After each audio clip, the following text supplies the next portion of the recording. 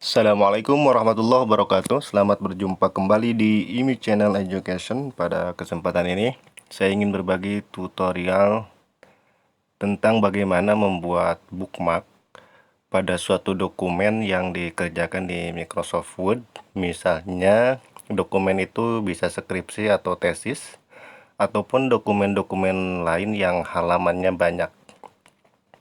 Di sini saya contohkan misalnya ada sebuah tesis yang halamannya kurang lebih ada 299 halaman. Di tesis ataupun skripsi tentunya ada beberapa bagian, misalnya ada bab, ada subbab, ataupun ada poin-poin tertentu.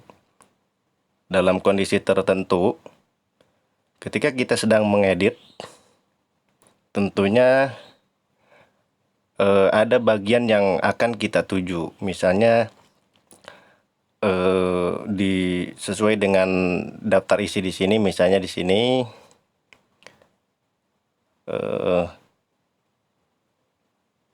ini abstrak dan sampai daftar lampiran kita stop ya. Nah, di sini di bab 1 ada beberapa subbab.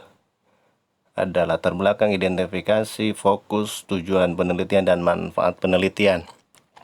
Tentunya ketika kita ingin mengedit pada bagian tertentu, kita bisa saja menggunakan mouse dengan cara di scroll ya. Misalnya menuju ke perumusan masalah, di scroll seperti ini. Nah, kalau menggunakan cara seperti ini tentu saja sangat lama. Tapi jika kita menggunakan bookmark, maka kita ibarat membuat tombol sehingga ketika diklik langsung menuju ke subbab ataupun poin-poin tertentu yang sudah kita tentukan. Begitupun misalnya kita ingin menuju bagian yang ini.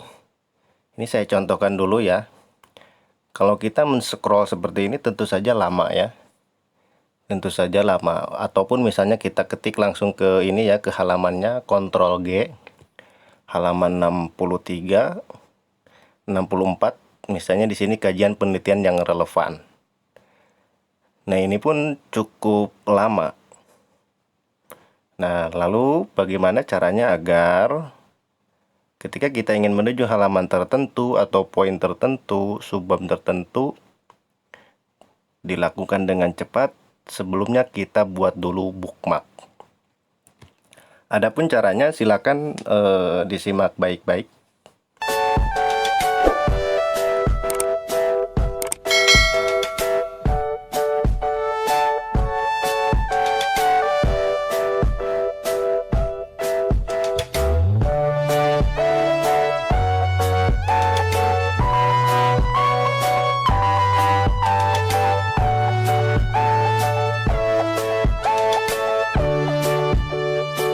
Pertama, kita arahkan dulu pointer mouse, misalnya di sini di bab 1, lalu kemudian klik menu insert, klik bookmark. Nah, di sini di bookmark name kita beri nama misalnya bab 1. Nah, untuk penulisan bab ini tidak boleh ada tanda spasi ya. Jadi bab underscore 1. Kemudian klik add. Kemudian misalnya bagian ini latar belakang masalah. Kita ketik latar belakang masalah. Boleh disingkat, boleh ditulis lengkap seperti ini, tapi tanda spasinya kita ganti menggunakan underscore. Ini sudah 2. Kemudian misalnya setelah latar belakang masalah, identifikasi masalah, bisa juga di blok seperti ini, terus di Ctrl C ya, di copy, lalu ke bookmark. Nah, di sini tinggal dipaste saja ya. Nah, ini tadi salah, ini harusnya dipaste, identifikasi masalah, kemudian di sini underscore. Kalau pakai spasi biasa, add-nya tidak tampil ya. Oke. Selanjutnya kita tinggal cari lagi poin-poin tertentu, atau ini hanya sekedar contoh. Misalnya fokus penelitian, kita blok, copy, kemudian di sini kita paste, Ctrl V.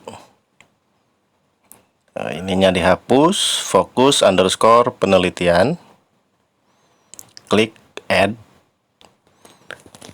Begitupun poin-poin yang lainnya, misalnya ini tujuan penelitian. Lakukan hal seperti ini sesuai dengan yang kita butuhkan.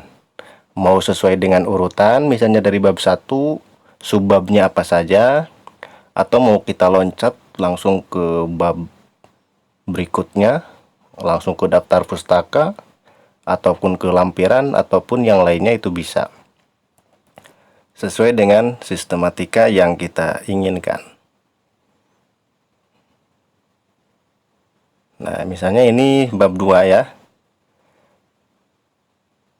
Ke bookmark.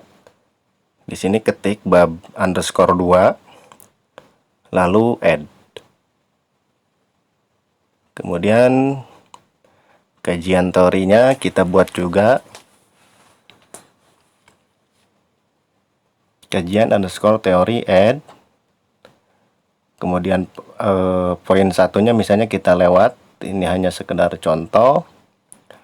Langsung ke bab 4 misalnya. Di bab 3 kita lewat dulu. Ini bisa kita perbaiki ya, kita edit di sini misalnya bab underscore 4 add. Nah, untuk sementara kurang lebih seperti ini. Nah, jadi kita buat dulu daftar bookmarknya. Kemudian bagaimana cara menuju, misalnya bab 1 klik go to, bab 2 klik go to, bab 4 klik go to, maka otomatis akan langsung menuju ke halaman yang kita buat. Ini pun sama, kajian teori. Nah, dengan cara seperti ini akan mempermudah bagi kita dalam proses pengeditan. Silakan disesuaikan dengan kebutuhan. Bagian-bagian mana saja yang akan kita butuhkan, misalnya mulai dari, kalau skripsi ataupun tesis, mulai dari halaman judul ya, cover, sampai ke lampiran-lampiran termasuk daftarnya, daftar label, daftar lampiran, daftar gambar, dan lain sebagainya. Caranya sama seperti ini ya, seperti tadi. Cara menghapusnya pun sama seperti ini. Dan ini akan sangat mempermudah bagi kita dalam proses pengeditan ataupun pencarian ketika ada bagian-bagian tertentu yang perlu direvisi. Demikian yang dapat saya sampaikan. Mudah-mudahan tutorial ini bermanfaat. Terima kasih. Assalamualaikum warahmatullahi wabarakatuh.